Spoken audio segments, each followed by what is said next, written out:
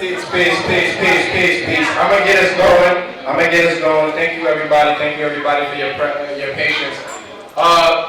Every time we stop something up here, that is an opportunity for you all to build with each other.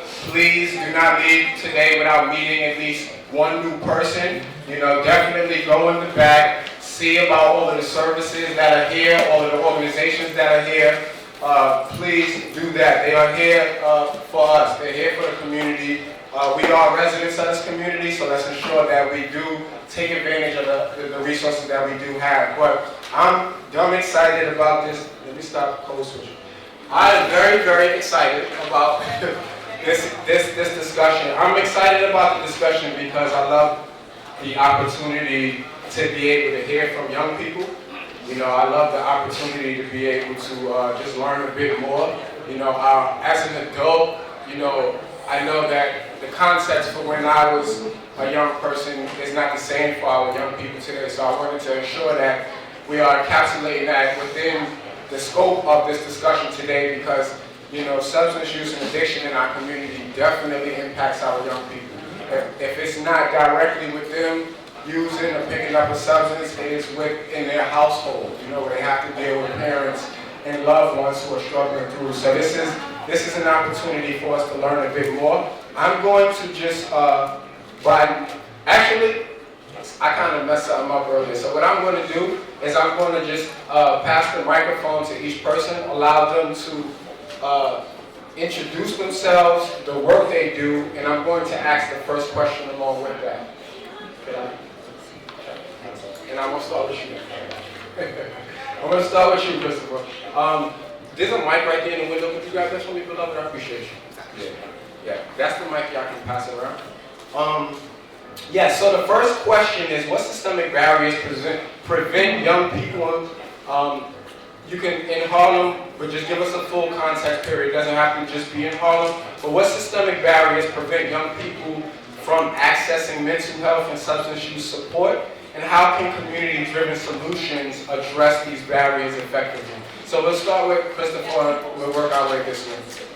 All right, awesome. Good afternoon, everyone. My name is Christopher King. My pronouns are he, him, his, and I'm the Community Engagement Manager at The Door. The Door is a nonprofit organization, and we work with young people from the ages of 12 to 24. All of our programs and services are free and confidential, and I'm from the Adolescent Health Center. So in my day-to-day, I actually go around to different high school, middle schools, and community-based organizations, and I facilitate health education workshops.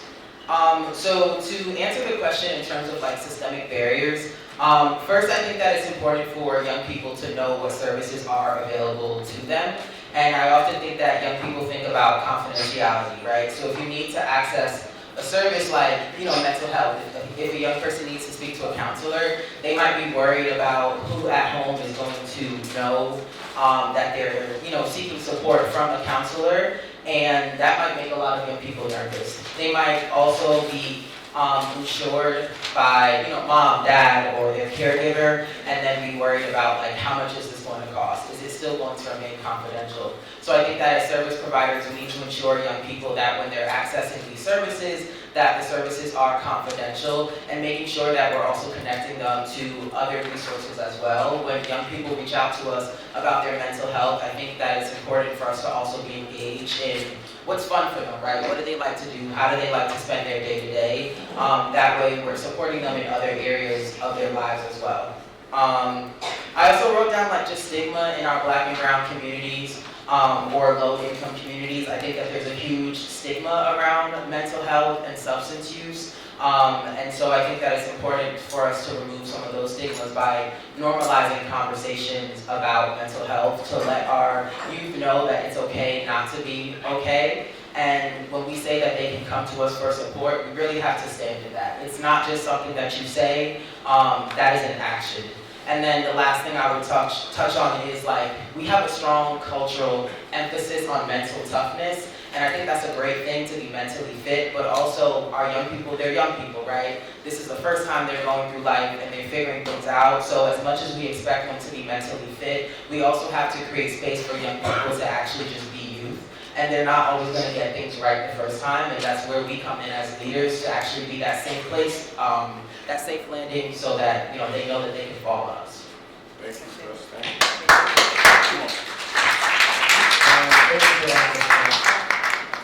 My name is Kumi Olusim. I organize with the HALA organization, How Our Lives Live All Together. I completed the 24-month process with youth organizing, and it served as an African rites of passage for organizing, especially graphic organizing.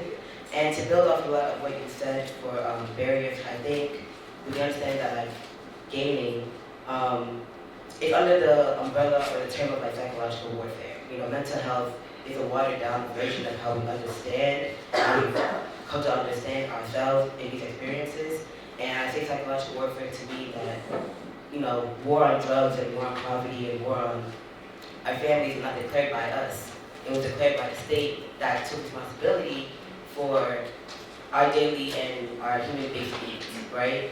And we did not bring, the drugs that our community like grappling with to ourselves, and we suffered greatly from them, but people still benefit from that. So as far as like getting our young people to understand how war on drugs, be it today, whether it be weed or fentanyl, whatever it is, there's a historical context to this fight. And one of the most recent ones that we have to look at is the crack epidemic and mass incarceration.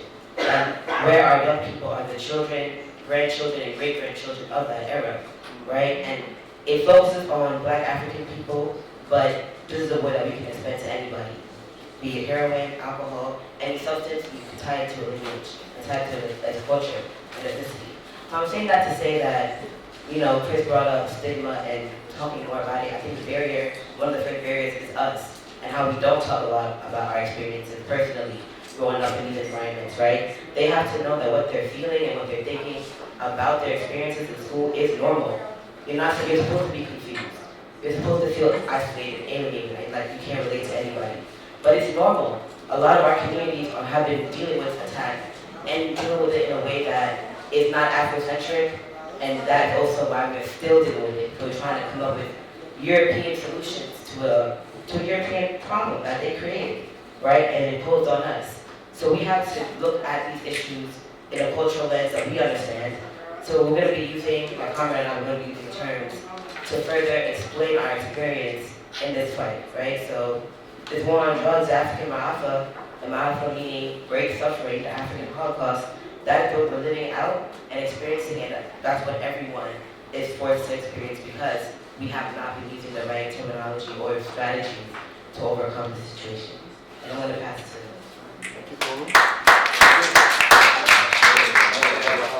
There's a lot of wisdom being dropped right now, so I would love it if you all encourage our panelists by clapping when they say something that you can resonate with, snapping when you hear something that resonates with you, engage.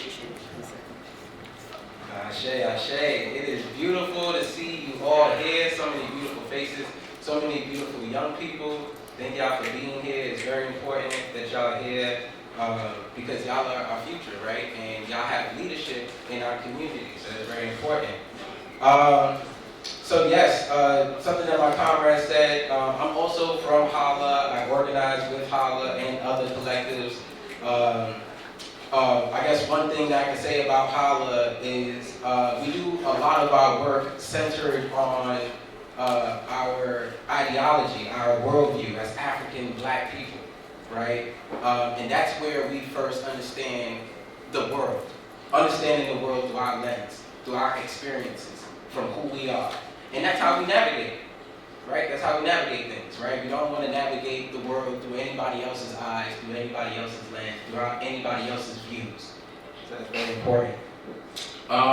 So yes, as my comrade Kumi talked about, dealing with the issues from a cultural, race, gender, class analysis, right? Understanding how these things impact us. So when we talk about community-driven solutions, historically, the state creates these whatever solutions, but it's not related or rooted in our history or our expertise or our community knowledge, right? Thinking about Dr. Mutulu Shakur, right? When we talk about healing our communities and healing each other, from substances. Dr. Matula Shakur, who was a part of the Black Panther Party, who was also a part of the Black Liberation Army, he learned and studied acupuncture and brought it back to our community to heal our families off of heroin, while the state was trying to give us methadone, and we got addicted to methadone. You understand? So when we talk about these community-based solutions, the community-based solution is not rooted in our it's not rooted in our history. It's not rooted in us being not just centered at the table, but we are heading the agenda. The agenda is what we control, and it's thinking about Amani, right? We need our greatest teachers, our greatest leaders. We just don't need just anybody creating a solution for us. That don't make no sense. Right? So we gotta understand that. We are very smart, scientific, spiritual people. Right? We cannot just let anybody make a solution for us. So I think that's very important. And the reason why I get to that is because we stand on the non-traditional approach to criminal social justice, which we have now coined, which transformed into human and healing justice, which is community-based empirical research that was created by men, women, and organizers in prison, right? People who are in prison who wanted to understand, why are we becoming the majority of the prison system? How is that so, right? So I want to leave folks with the basic question, which they told us, because this question, the NTA analysis and the Black liberation analysis, right, from Harriet Tubman to Ida B. Wells to Frederick Douglass to Marcus Garvey all the way to Malcolm X, they still have not answered this analysis. The state has still not answered our analysis. What we understood is the truth, right? So the basic question is, how is it that although Blacks and Latinos together represent less than 28% of the New York State population, while at the very same time, we make up 85% of the total state prison population, and that over 75% of the state prison population comes from 7 neighborhoods in New York City, right? How do we account for this disproportionate representation? How did this happen? What are the future implications? The state has not addressed that. And we understand from our historical perspective the reason why Black and Latino people are becoming the majority of the prison system. This is systematic racism. This is institutional racism. And if they are trying to make a community-based solution, then they have to address that issue.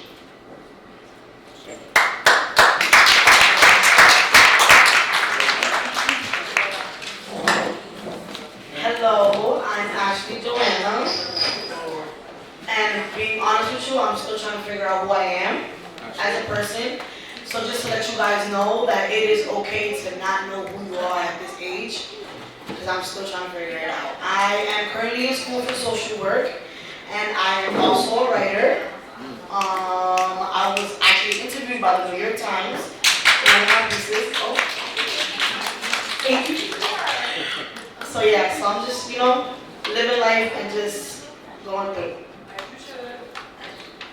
If I'm being very honest with you, growing up in a Hispanic household, I was told that mental illness is not real. I'm Dominican, so it is not real. What is that? What? You're fine. It is okay. Not knowing that they are the reason why our mental health is not okay. Because they're not asking if we are okay. They're not asking when we come from school how our day was. They're not figuring out, hey, what's wrong with my kid? No. So growing up like that, especially in the Bronx, now I see my friends smoking weed, I see my friends doing drugs. I'm like, I'm going through stuff at home. Let me grab this joint, I figured out that that wasn't the solution. The solution is, there is no solution, to be honest, but you have to find one in a way where it works for you. Everybody has different ways of coping, and I feel like when you find a way of coping, that's when you learn yourself. You have to find your true self, and it's not easy. It's a journey, and it's going to be very hard, and I'm letting you know that now, but you have to not give up on yourself. No, ever give up on yourself. Ever.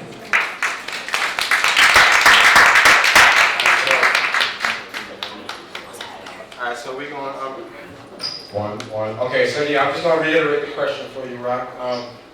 Please introduce yourself. I'll allow everyone to introduce themselves. But what systematic barriers prevent young people from accessing mental health and substance use support, and how can community-driven solutions address these barriers effectively? Okay. Good morning, community. My name is Coach Rock. I had a little trouble locating the building, so excuse my tardiness. I'm the CEO and founder for Rich Roots. Rich Fruits was a non-for-profit started 4 years ago that recently just started getting funded by the city and recognized as a tool and a tunnel for a lot of lost boys to find their way out of gangs and a lot of substance abuse situations where they just trapped. And I have a lot of credible mentors like my brother Isaac and people on this panel who assist me in navigating that population and happy to be here. Pertaining to the question, I kind of remember it. The word that stands out for me is systematic barriers. So that is the system, right? That's the machine. So what are the barriers that the machine is putting up for these kids to not have access to these things? And I feel like the number one thing is budget and correlation, right? Like they're not putting the people that's making a real correlation with these kids in place. They're putting people who may have more degrees. They may put people in place that may see better, right? And have better things on paper. But when it boils down to it, we as a community know each other.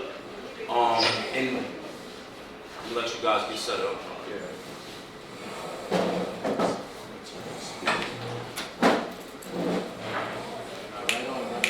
I appreciate that. So yeah, I'm gonna just keep it going. We as a community know each other better than anyone, right? So they can't bring a specialist in the community and talk to this OG right here who I watched, in my neighborhood for 20, 30 years. Like I seen what he went through. I know, why he's drinking. I know, his change since he probably lost his son to gun violence. Like a specialist coming in and just working with a brother that's not understanding like we do, right? So if you have people in the community who are accredited and who can step up and put those capes on, allow us to, give these kids that outlet and allow the budget to be there for us, to do what we gotta do. Right. Yeah, that's the second time today we heard funding as an issue, y'all. I can point that out. So for moving forward, y'all, I'm gonna ask for let's try to keep the answers to 2 minutes or less, just so we can hear from y'all as much as possible. And please, like I told y'all, don't let any of the questions I ask you limit. Go in and take the conversation where you all feel it needs to go. If it comes off of this, then we just gonna flow and we're gonna talk. But I'm gonna come back to you, Kumi, with this one. In what ways does social media shape youth behavior and attitudes towards mental health and substance use? I think the representation of who uses drugs is very invasive and deceptive. We know a lot of black and brown people are the face of that, and that is not the truth of the matter as far as New York State. Most people that use drugs in New York State are white or European. And historically, we have been ones to be criminalized mostly for it, targeted mostly for it. So I think social media just being an entity that, you don't give it all your full attention, even though it captures your full attention or a lot of your time. We don't understand that historical context. And piggyback off our first round, right? Like, I think we don't understand that, and we're not able to connect to young people with that because we're not giving them any more hope to reach into, right? So understand that, like, the African family, the war on young people is a war on our families, right? Survived slavery. The African family survived slavery. The African family survived Reconstruction, right? It wasn't until we integrated into social programs, again, engineered by the state, that we really started to, like, come into single households for, like, the 60s and 70s, right? So simultaneously, while they're waiting to attack us, they're actively removing our leaders who are now political prisoners, right? Who did the services that we're all doing now. They did them. There was offices. Black people already have a lot of real estate in New York that I've learned, right? Before people went to HUD for housing, they went to the Black Panther Fund.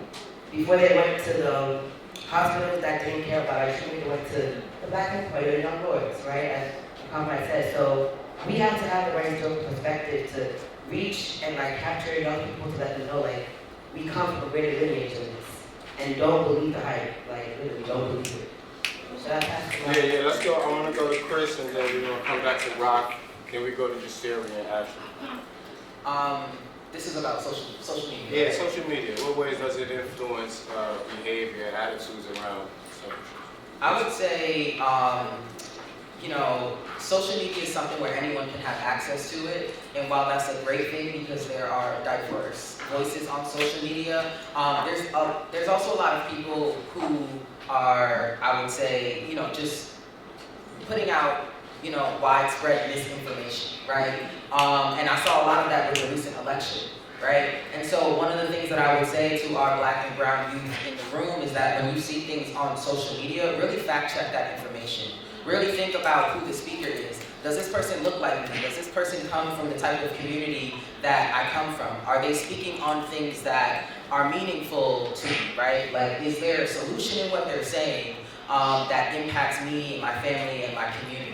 The other thing that I would say, just be mindful of the music that you listen to, right? If you wake up in the morning and the first thing you listen to is trap music, I love trap music. I listen to all kinds of music, right? But just be mindful of what you feed your mind with because that does have an effect on your brain and your body.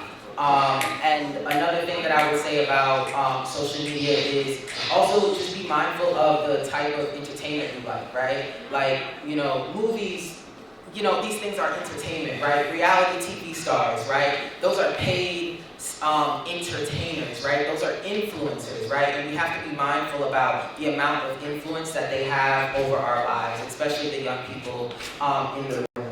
A lot of times we see these influencers online fighting, using a lot of substances, engaging in gun violence and things like that. And that's not really what we want for ourselves. And so we have to remember that when we have issues, let's go to our people, let's go to our loved ones. Let's not look to social media for the answers to things that happen in our relationships and our communities, because a lot of times those people are outside of our communities and they're doing anything for clicks, right? They're doing anything for engagement. So the reality TV is not real. What's real is, the people in your community that you can go to and your support systems. Thank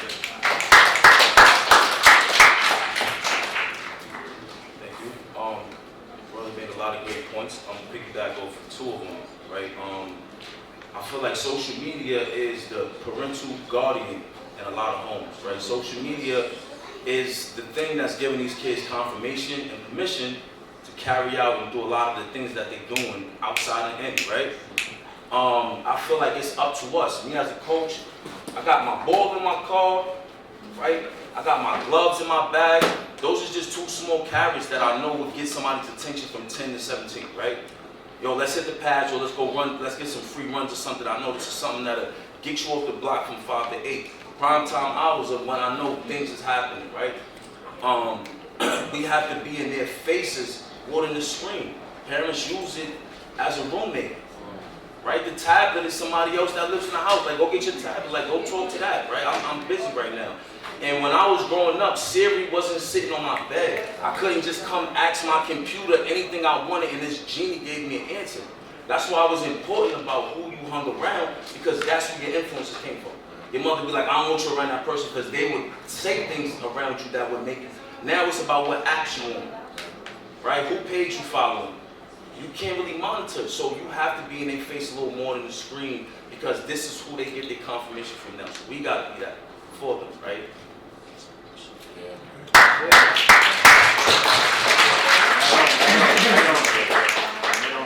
Me personally, I feel like social media is a distraction, it's an illusion. It literally distracts us from what's really going on in the real world.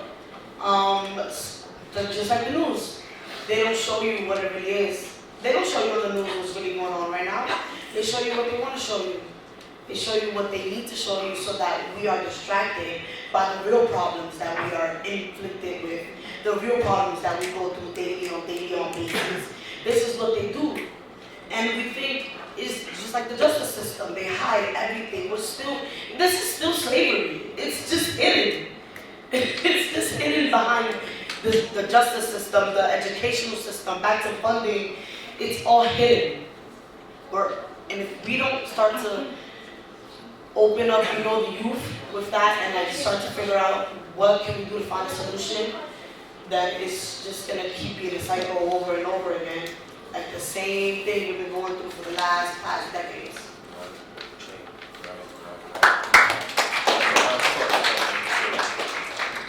Ooh, I'm a little nervous up here. They dropping some jewels. I'm hoping y'all writing some of these notes down. Oh man, knees weak, arms is heavy. Mom's spaghetti, y'all remember. Come on, stop playing. So no, this is very important, right? A quote, Amos Wilson. Amos Wilson is a black African historian, psychologist. Amos Wilson said, it is dangerous to the status quo when we follow our own authority and our own source of information. Right? It is dangerous to follow our own source of information. Right? When we have an authority of our knowledge. Right? What is knowledge? Right? How does knowledge become knowledgeable? Right? So we gotta really be very critical about not just social media, everything, right? Because of European white supremacy media, right? All about maintaining European domination. Like I said, what is worth talking about? What is worth learning? What is the news? They control these things. They control with their ideologies what is important, right? Y'all looking on y'all phones right now. What's important to y'all? What's on your phone? Nothing. It's real stuff. We should be critically asking each other. What's on your phone? Those is real things. I had to ask my son the other day, why are you watching this person? What does he do? What does he do for you? He said he entertains. I'm like, yes, that's what he does. He entertains. He's doing nothing more. And it has nothing to do about black liberation. It has nothing to do about our bettering of the people. But that's what he's entertaining you on. Right? So we have to be critical about what these people are doing. I thank you for that. That's very important. Right? And because these institutions, what they're promoting is something that is anti-black, right? Anti-woman, anti-man, anti-youth, anti-adults, anti-elders. This is what they promote. This is why we have a hard times with our family, because they already have these institutions that have this what is information and we are assimilating to it. And the more we assimilate to it, the more we become delusion to our environment.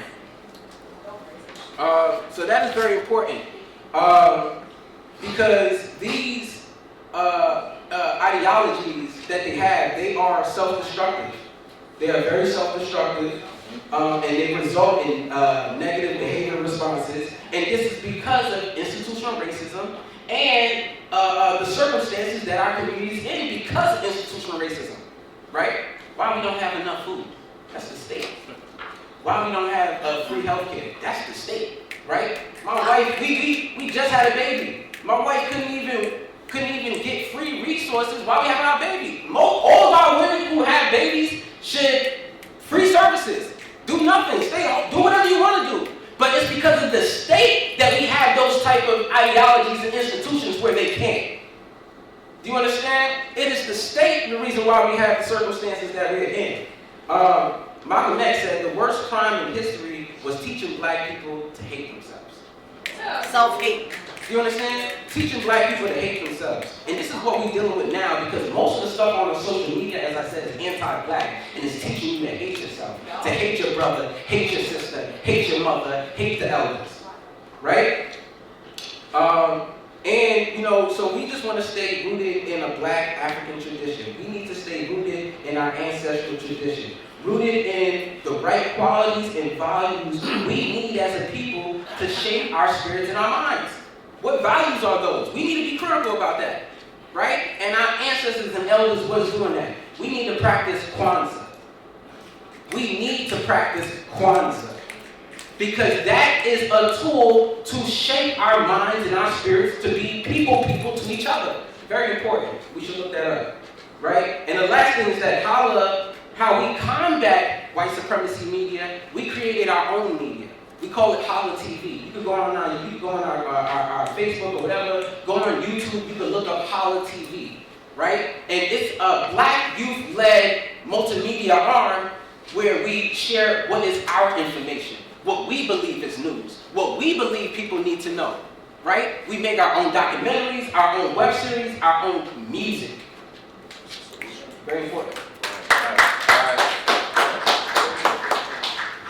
Man, this is very heavy. This is very, very heavy. I hope y'all didn't expect anything less from me. Because if y'all heard me talk, y'all already knew what type of panel this was going to be.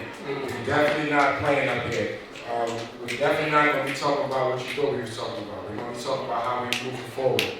Last question to everyone, and then we're going to open it up for the audience for questions. If you could keep it under 1 minute, that would be great. But this question is on peer leadership.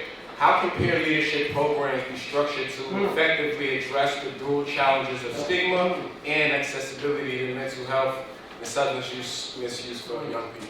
So that was a lot. I'm gonna just let it go down.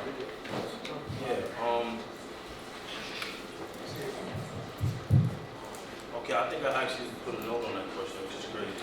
All right, peer youth groups, right? They say a foundation that's youthless is a foundation that's useless, right? We cannot just have a whole structure of just elders and older people, right? Like when you build a structure of youth, kind of like training each other, it always goes well because they're equals, right? And we all know coming up, we have a problem a little bit with the roof, and people who are over us, it always kind of like, so you want to be able to see, you know, a person that you're learning with and training with, right?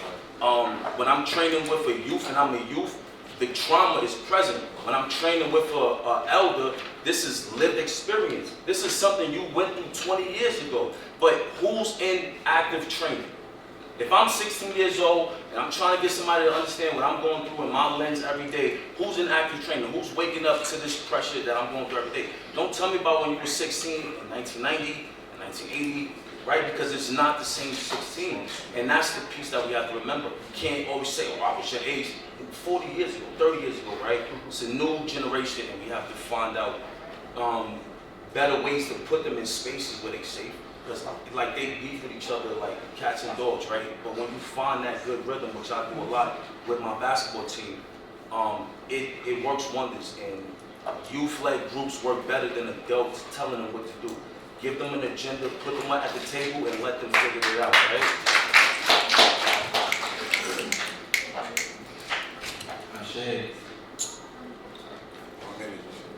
Yes, peer leadership address. So definitely I think some of the stuff that we've already said, that one, you have to address the root causes, the root problems. I believe education is very important. Giving services is very important, but we have to have political education in our services. You understand? We need to have political education in our services, which means we actually have to talk about the circumstances that we are in and how did we get here. We cannot, because why are we making programs for young people and we're not telling them the truth? What are you doing? Right? Why are we trying to engage young people? We're not, like, yeah, we wake up in depression. We wake up in oppression. That's real. We got people waking up mad, talking to their mother. Well, definitely shouldn't be doing that with your mom, but we need to address what is the issue. And the issue is that we haven't been addressing the root causes of the problem, which is the state violence. We're not talking about the historical state violence, right?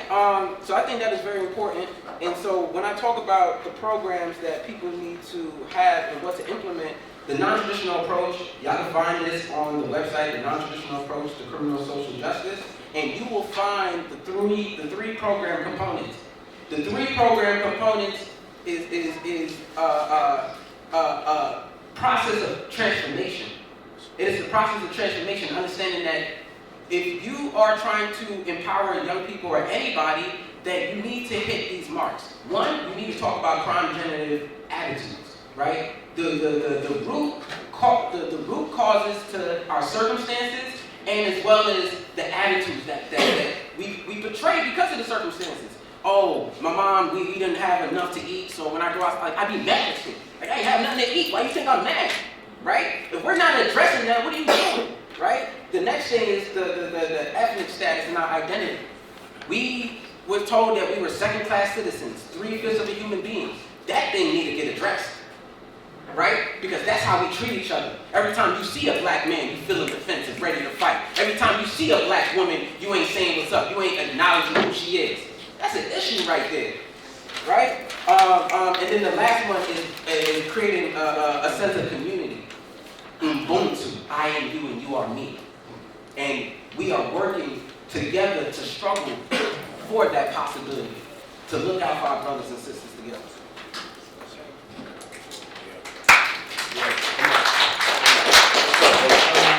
Thank you to everyone who's come so far to add on, just for us to have, again, like, the right approach to our young people, right? And for them to have the right understanding of themselves.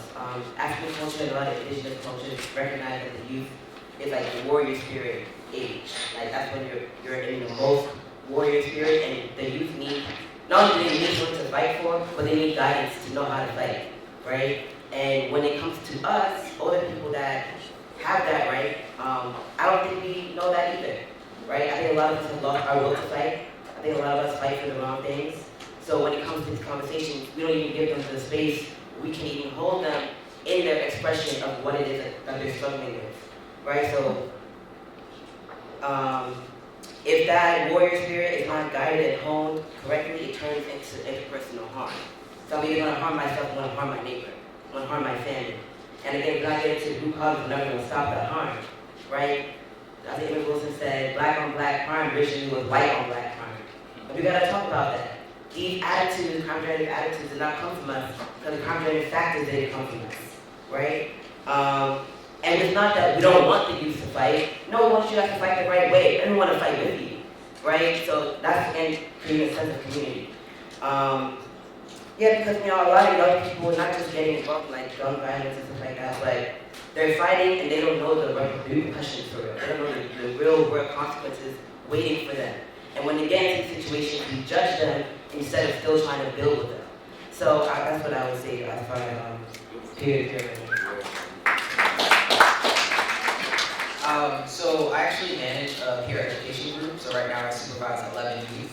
And so I would say to the young people in the room, explore your interests. While you're young and you have the energy and you're active, whatever you're interested in, right? See if there's something in your community. If there's nothing in your community, see if you can create something at your school, right? Talk to your teacher, talk to your guidance counselor. If there's something going on in your home that you don't like, find a trusted adult that you can talk to. It's really important for you all to learn how to communicate. A lot of you all are dealing with depression and anxiety at such a young age, and you might not have that outlet. So one of the things that can help you is finding youth groups, finding sports in your community, or just things to stay engaged in your neighborhood. You don't have to go right home after school and be bored and stay locked up in your room scrolling on your phone. There are things in your community that you can get involved in. If you're struggling in your friendships at school, right, look for those youth groups and other things in your community. If you're not making the friends at school, maybe you can make the friends on a sports team or in a youth group. So, just keep going, don't give up on yourself. And I would say, also to the young people, really try to find your voice, right? Like I grew up in a Caribbean, very religious household, loving background, but also, very strict upbringing. Definitely know your place as a child. And so we have to dismantle some of that. We have to really, empower ourselves, right? And look to the future, be about transformation. And we cannot do that if we're silencing ourselves. And as adults, we cannot do that if we're silencing our youth. So to the adults, when you say that you're going to be a safe space for the young people, really make time for them, right? When they come to you or they come to your office, you can't say, hold on, I gotta answer 50 emails. That doesn't work for young people, because a lot of times when they need to address something, when they finally found the courage to come to you, it is immediate for them. It's not, the way we think about emergency and urgency as adults, we're saying, okay, that's not urgent, like we could wait. But to an adolescent, that's urgent, right? They finally worked up the courage to come talk to you about it. So please make time. Don't tell them I can see you Thursday at 3 o'clock. That doesn't work for them. So really, prioritize your schedule around your young people if you're saying that you are youth-led, youth-driven, whatever the case might be.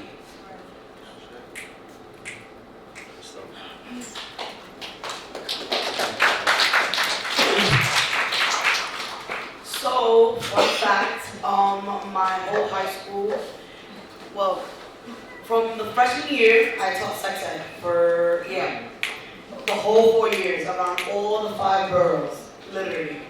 So, and that's how I found out I was Afro-Latina.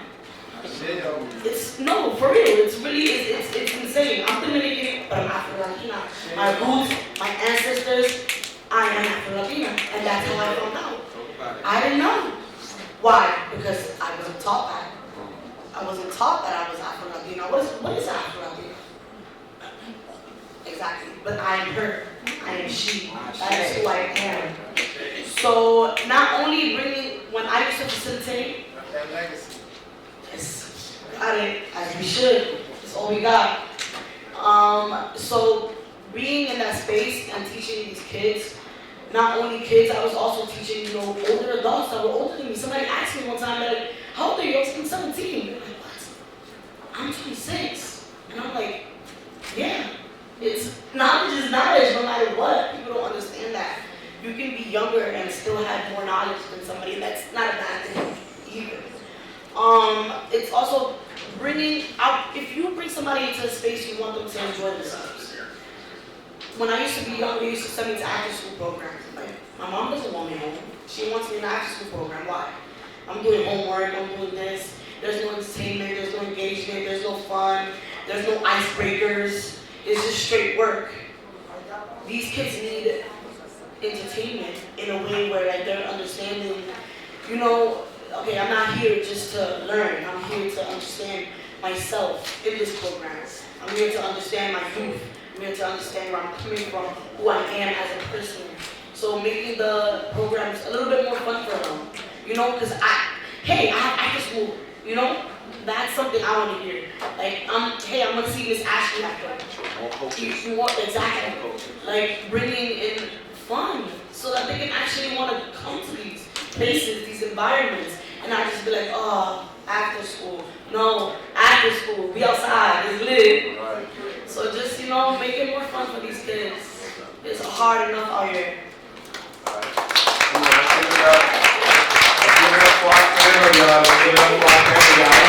going to look on the seat, and I'm sure there's some questions in the room. Are there any questions in the room for our parents?